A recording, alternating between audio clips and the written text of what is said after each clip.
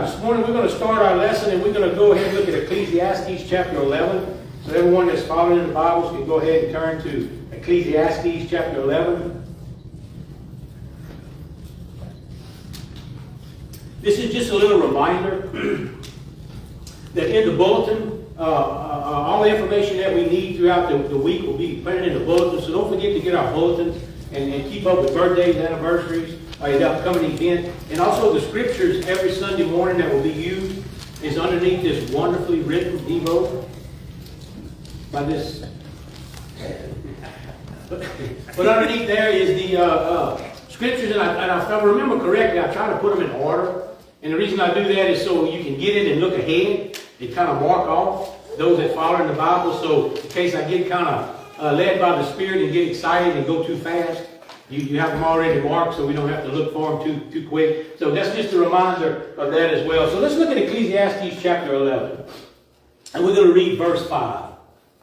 It says, "Just as you cannot understand the path of the wind or the mystery of a tiny baby that's growing in its mother's womb, so you cannot understand the activities of God who does all things." Now to simplify this, you ain't going to figure it out. God, the activities of God, no matter how hard we try, we will never understand them and we will never figure them out. And it's okay that we don't understand or figure out the activities of God, because we may have heard or we may even have made the comment ourselves that God works in mysterious ways. And I haven't heard it much over the years, but when I was growing up, our seniors, maybe our senior church members, they would always say when something they couldn't figure out or something they didn't know that was going on, they would always say, God works in mysterious ways. You know, they acknowledge the fact that God is working through all of this, and we know that His plan is being secured. We know that His plan is being worked out. I just don't know what's going on. And that's okay, because we're called to walk by faith, not by sight. You know, our faith is supposed to be unseen, not things that are seen. But so many times we want to see and let our trust be in our sight.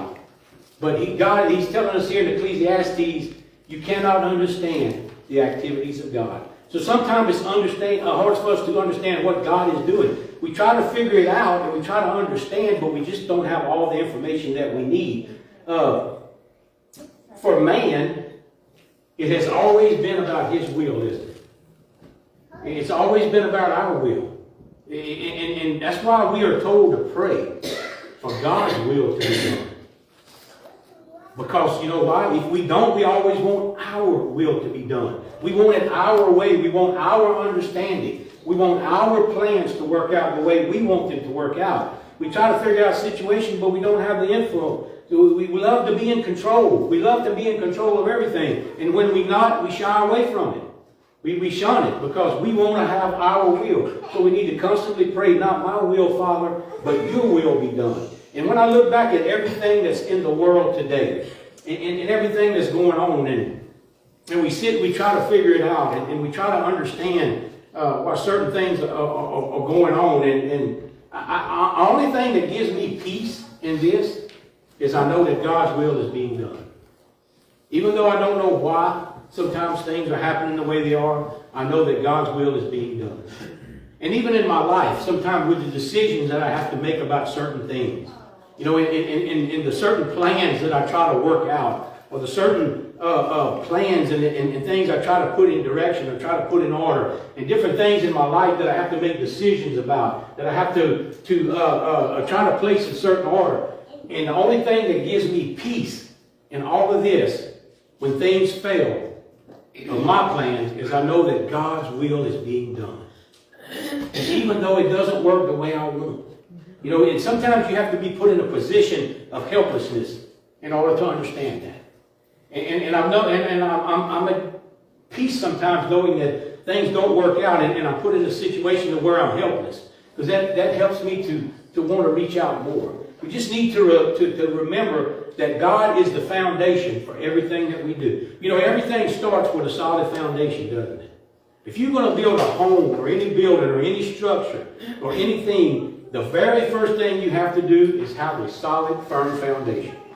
If you don't, and when things get shaky and out of control, if you don't have a solid foundation, it's not going to stand. You know, I know I've seen homes that was built too quickly. Especially, I can laugh at, boy, it's one after another. You got to hurry and put them all together.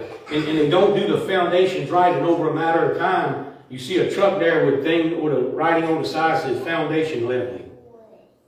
Without a solid foundation, it's not going to stay. And that's the same thing with our spiritual walk. In our spiritual Christian walk, if you do not have a solid foundation, you have nothing solid to stand on. Look what he tells us in Isaiah chapter 33. The Lord is exalted, for he dwells on high. He will fill Zion with his justice and righteousness. He will be the sure foundation for your times. For your times. In other words, the times you're going through. The things you don't understand. When you have to walk by faith and not by sight. When we do these things, he will be your solid, he will be your sure foundation for your times. A rich storehouse of salvation and wisdom and knowledge. The fear of the Lord is the key to this treasure. We need that solid foundation, people. And especially in today, as time gets short and as things get harder and harder, because we know it comes that point when God turns them over to a depraved mind. And we see all this stuff going on today, and we know that the depraved minds are starting to take over. We need a solid foundation, because there's going to be things that's going to be out of our control. There's going to be things that we will not understand. And when things seem shaky, don't worry. You have a solid foundation in which you rest on. That will be the foundation for your times. See, God is the source of all of my success. See, it's not me. I've done nothing in my life. Source of all I have. He's chosen everything I have. He's chosen to give me. God is in charge. We need to let him be your strength. And with him, you can overcome. Because he tells us in 1 Chronicles. 1 Chronicles chapter 29, verse 11. 1 Chronicles chapter 29, verse 11. He tells us, O Lord, you have great power, shining greatness and strength. Yes, everything in heaven and on earth belongs to you. You are the king, O Lord, and you are honored as head over all. So what we have to remember, no matter who is where, no matter who's in the White House, no matter who says what or does what, God is in control. And because the one that is in control loves you.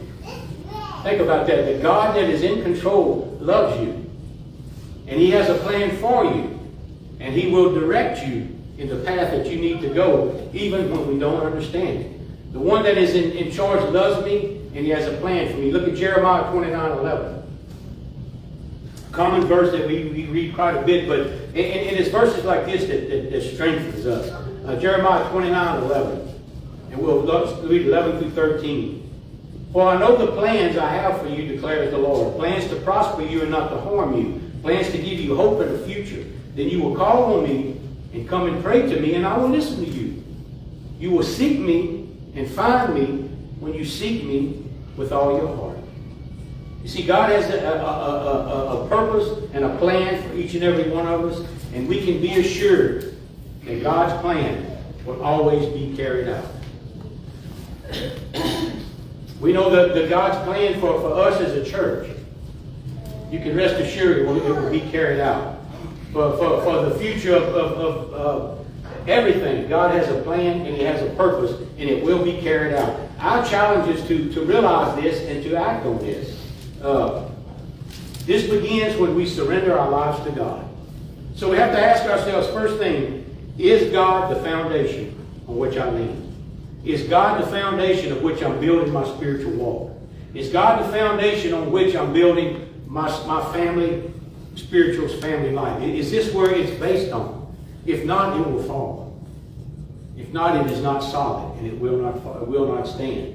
Problem is, we give no thought to God's plan, but God's plan will always work. Proverbs 19:21 says, many are the plans in a person's heart, but it's the Lord's purpose that what? That will always prevail. You may have one plan, God has another, but I promise you, his will always prevail. Sometimes our plans and God's plans just don't seem the same. But remember, We have asked for God's will to be done, not ours. We have to be open to this and allow God's will to work in our lives and act on this knowledge. Proverbs chapter 3, verses 5 through 7. Trust in the Lord with all your heart. Do not depend on your own understanding. Seek His will in all you do, and He will show you which path to take. Think about that. Trust in the Lord with all your heart. And when you do that, that leaves no room for doubt, right? If I trust in the Lord with half my heart, then what's on the other half? If I trust Him with all my heart, then there's no room for doubt, is it? Trust in the Lord with all your heart. Do not depend on your own understanding. I make plans, and we all make plans. I've made plans in futures of things that I want to do for the church and different things. But will they succeed? If it's God's will. If it's not, then you know what? They won't, and I'm good with that. Because I'll be safe knowing that God's will be done, and I'm standing on a solid foundation. Trust in the Lord with all your heart. Do not depend on your own understanding. Seek His will in all you do, and He will show you which path to take. How many of us wonder, well, which path do I take? There's a bunch of forks in the road, isn't it? Which path do I take? The Lord will show you. When you trust in Him with all your heart. Don't be impressed with your own wisdom. Instead, fear the Lord and turn away from evil. See, we struggle with applying this a lot of times because we are taught in today's society that you're able to handle your own problems. That we're able to withstand everything. That we're capable of handling anything that comes our way. But we're not. We have to depend on God's will to be done in our lives. But when we trust with God with all our heart, there's no room for doubt. We trust His ways will always be right. And God's plans will never deceive you. God will never lead you in a deceptive way. He will always lead you in the right way. God sees the bigger picture. Walk by faith, people, not by sight. Let me ask you a question this morning. Have you ever had a plan? And I want you to think, have you ever had a plan? And has God changed it? Did you realize it even if He did? And did you understand that His will was being done? Has God ever changed the purpose in your life? And as He did, have you knew it? Well, this morning I want us to look, and we're going to get into our lesson right now, and I want us to look at a situation in the Bible this morning. Because you know, we're told through Scripture that all things was written in the past for what? To teach us and to show us, right? So from these things that were written in the past, we are we read them as stories a lot of times, and they're actually events that happen, we know. But when we read them, we look at the fun part in it. But there is something that is written there for us to understand. God has always given us a path and something to understand. So this morning, we're going to look at a certain situation, event that happened in the Bible. But from this, we are going to see that God's plans for people is going to go God's way. They will always be answered in the right time. They will always be answered in God's time. The answer will be revealed in God's time. And at just the right minute, He will always reveal what needs to be revealed. And He will always send someone in your life to help you when you get to that point to where you can't go anymore. So, we're going to start out in 1 Samuel chapter 9, and most everything's going to, from the rest of this morning, is going to come from 1 Samuel chapter 9. So, we can go ahead and turn there as well. 1 Samuel chapter 9, we're going to start in verse 3. Now, God had allowed Israel to have a king. He had heard their cries, and He agreed to allow them to have a king. And God chose Saul to be their king. And Saul had to be anointed by Samuel. And Saul is way over here, and Samuel's over here. So God has to get Saul and Samuel together at this right time and at the right place and the right purpose and the right timing. So let's look at verse 3. Now the donkeys belonging to Saul's father Kish were lost. And Kish said to his son Saul, take one of the servants with you and go and look for the donkeys. Now in that time period of history, donkeys were very important.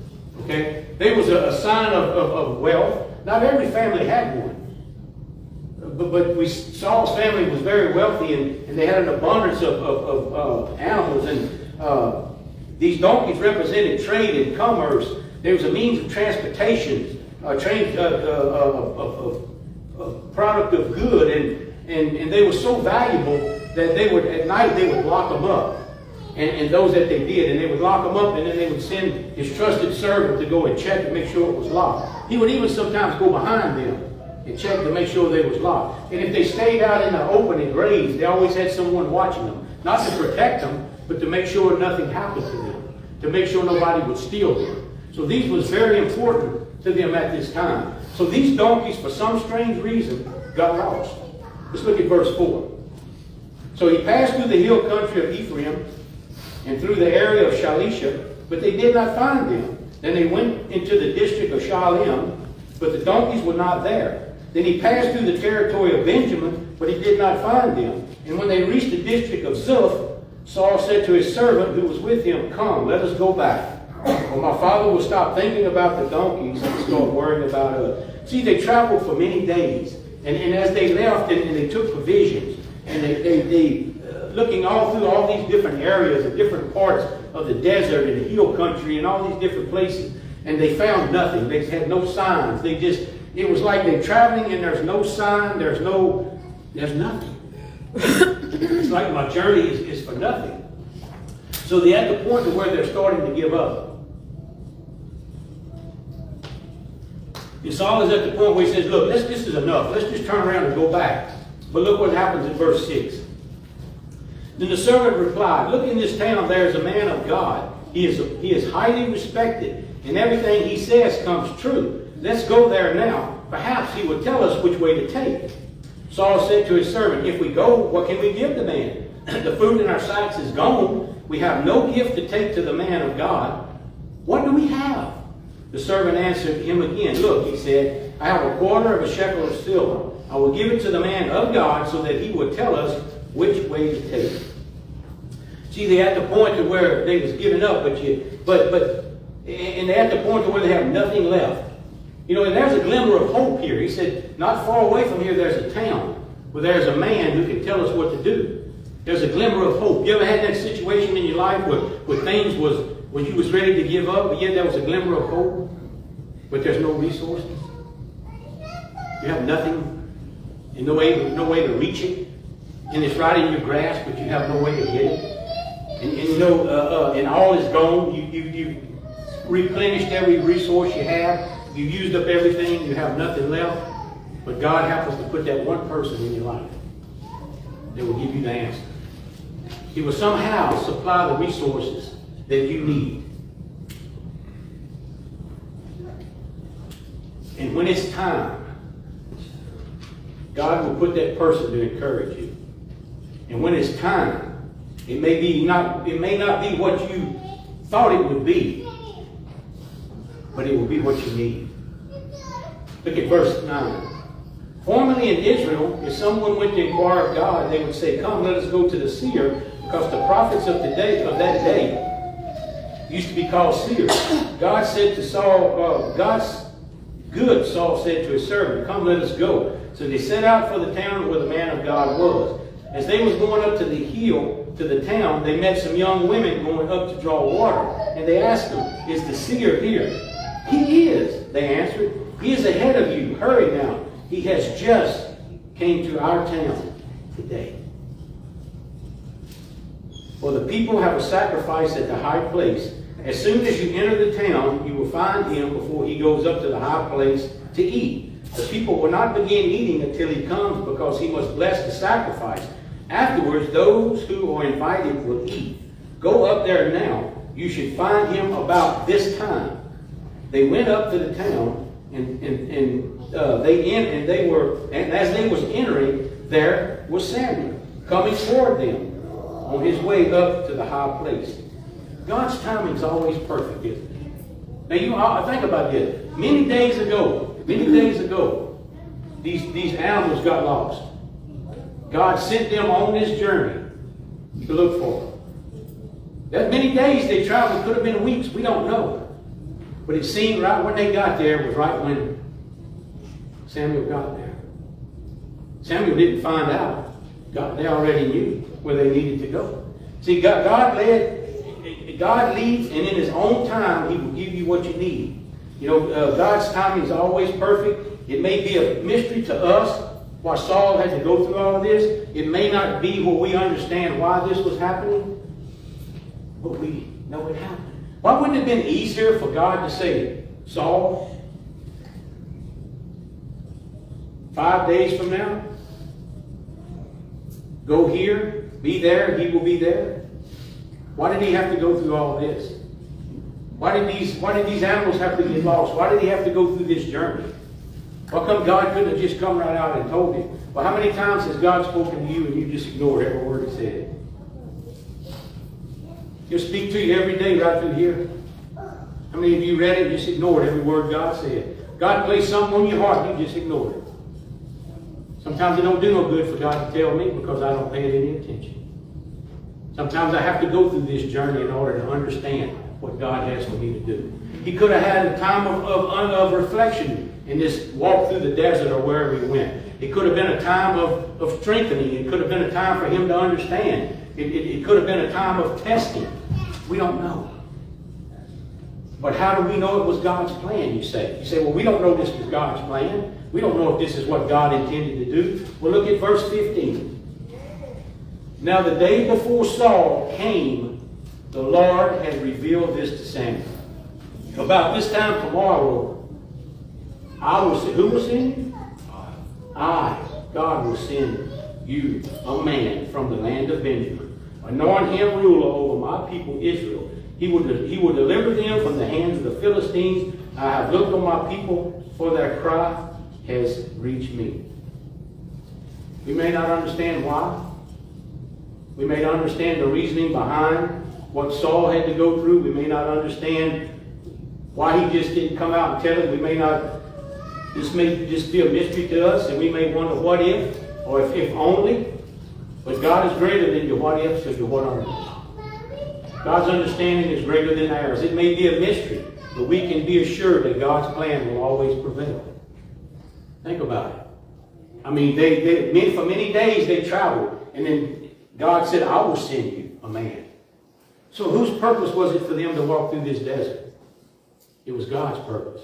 Whose purpose was it for these animals to get lost? It was God's purpose. What was the main purpose as a whole? To bless the nation of Israel with their king. So the blessings that await us, the blessings that God has for us, you may have to take different routes in order to get there. You may not understand why you're going there. It may be a mystery from God, but you can understand that it always will be done. God's plan will prevail. Look at 1 Samuel chapter 10. Verses 1 and 2. Then Samuel took the flask of oil and poured it on Saul's head and kissed him, saying, Has not the Lord anointed you ruler over his inheritance? When you leave us today, you will meet 2 men near Rachel's tomb at Zelzah on the border of Benjamin. They will say to you, The donkeys that you set out to look for have been found. And now your father has stopped thinking about them and is worried about you. He is asking, What shall I do about my son? How did Samuel know what Saul was looking for? God's main plan, wasn't it? God's whole plan. We may look at this and say that's a silly story. And it may seem to you, but it was God's plan, wasn't it? And it all come together at the right time, at the right place. And all the right things happen at the right time. So right now, whatever you're going through, you may say right now that there's no hope. You may not see any hope in any situation. All your resources may be gone. You will feel like maybe stopping and turning back. You may be going through some of these things right now in your life. But just remember that at the right time, God will give you what you need. And at the right time, God will reveal to you what you're going through and why you are going through it. Many, many times we have all gone through different things, haven't we? We've all struggled with many things. God's plan will always prevail. If you have a need this morning, if you're struggling with anything and you need prayer, you can come forward. We will pray with you. If you need the waters of baptism, they can be made ready. If you have anything that you need to present before the Lord this morning, don't hold it back. Let's bring it to God and present your prayers to God. If you have testimonies that you wish to share, God's always willing to have good testimonies shared. We have so many things in life that we struggle with. We have so many things in our life that we wonder about. We have so many things in life that is just so hard for us to understand. But I take faith in knowing and trust that God's plan will be fulfilled. So let's stand and let's sing.